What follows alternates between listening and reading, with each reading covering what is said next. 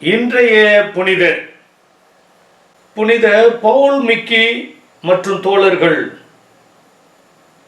மறைசாட்சியர்கள் பால் Mickey பிரபு குடும்பத்தை சேர்ந்த ஜப்பானிய இயேசு சபை குரு மாணவர். ஜப்பான் முழுவதும் மிகுந்த ஆர்வத்துடன் நற்செய்தியை அறிவித்தார். 1592 ஆண்டில் பவுலும் 25 தோழர்களும் மறைப்படியாளர்களும் மற்றும் பொது நிலையர்களும் கைது செய்யப்பட்டனர். அவர்கள் நூற்றுக்கணக்கான மைல்கள் நாகசாயிக்கு அணிவகுத்து செல்ல வேண்டிய கட்டாயம் ஏற்பட்டது.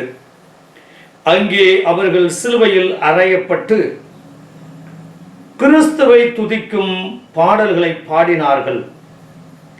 அவர்களின் உயிர் தியாகம் ஜப்பானிய திருச்சபையின் மீது விசுவாச விதைகள் விதைத்தது. அவர்கள் ஜப்பானின் முதல் மறைசாட்சிகளாக கௌரவிக்கப்படுகிறார்கள். நாமும் இந்த மறைசாட்சிகளைப் போல வாழ இணைந்து ஜெபிப்போம்.